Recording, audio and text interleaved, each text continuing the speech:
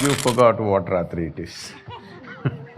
If you're fasting, you'll be very conscious. 1, 2, 3, 4. By the time you come to 9, super conscious, isn't it?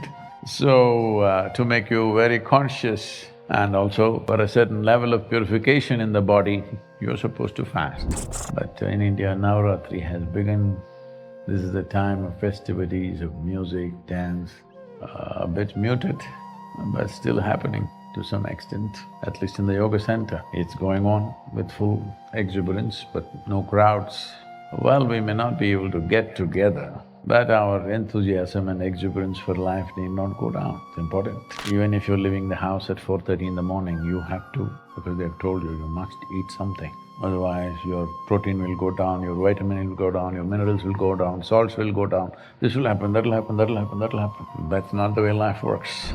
So Navaratri is the time which is dedicated for the exuberance of the feminine dimension of our existence. So that is what Navaratri is about, 9 days or 9 nights rather. It's all about the different Devis.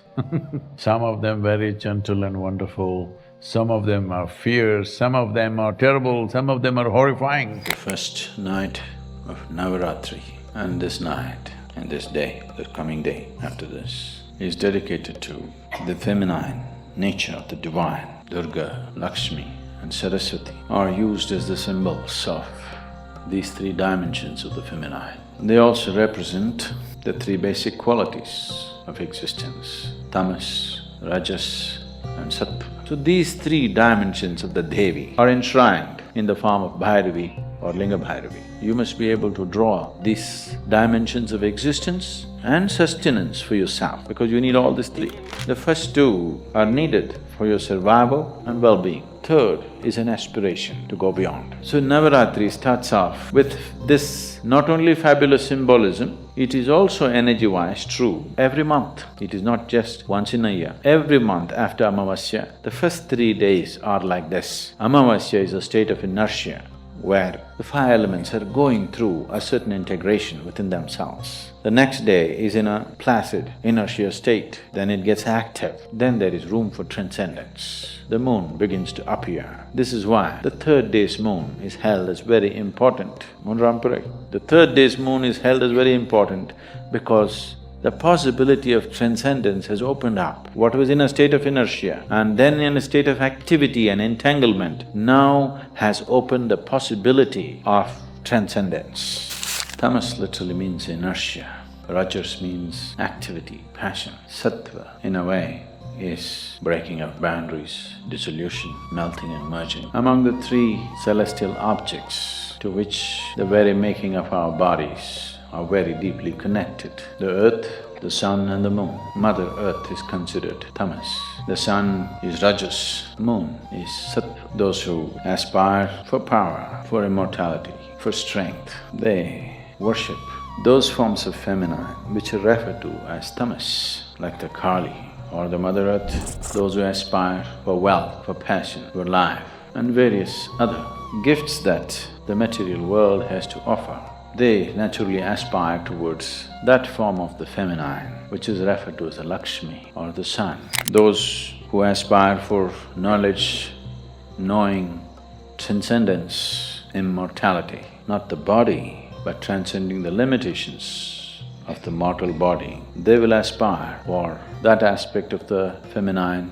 which is referred to as the sattva, or Saraswati is the representative of that, or the moon. This is arranged in this way because it's after all from the earth that we arise, and we could live an active life which is rajas, the 2nd nature of the Devi. The 3rd one may come your way or may not. If you have to bring her down into you, you have to strive. Otherwise, she will not get down to you. Kali is on the ground, Lakshmi is sitting on a flower, Saraswati is riding a peacock. Every month it is happening. This particular month is a little more pronounced because this Amavasya was more pronounced than the rest of the Amavasyas during the year. These 9 days, above all, to approach every aspect of life in a celebratory way. This is most important. If you approach everything in a celebratory way, you learn to be non-serious about life, but absolutely involved. The problem with most human beings right now is, if they think something is important, they will become dead serious about it. If they think it is not so important, they will become lax about it. They don't show the necessary involvement. That's not it. The passage, the secret of life is in this, seeing everything with a non-serious eye, but absolutely involved, like a game. That's the reason most profound aspects of life are approached in a celebratory way, so that you don't miss the point. If you're conscious of how your body functions, you will become aware that today my body does not need food. Without any effort, you can go without food on that day, if you observe the cycle properly. Minimum 8 hours gap is what is recommended in yoga. Between one meal and the next meal, there must be an 8-hour space. If you do this, you will see half your problems of health, whatever you have health problems, minimum 50% will go away in 6 weeks' time. If you do certain other things which may right now seem little extreme to you, if you have a little yogic practice, something meditative within you, then you will see 90% of your problem will go off. 10% if it still persists, we can treat it.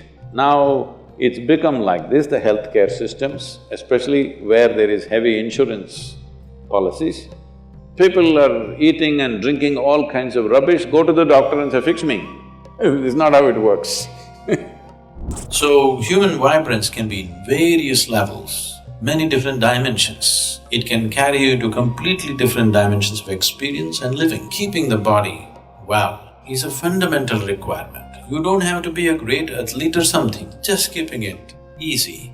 That if you sit down here, you don't have to twist and turn all the time. If you sit down here, next few hours, you can simply sit here without being bothered by a bursting bladder or a craving stomach bag or this hurting, that hurting. If you sit here, you're fine. Just that much ease has to come into the body. This Navaratri, there are certain things happening in the temple.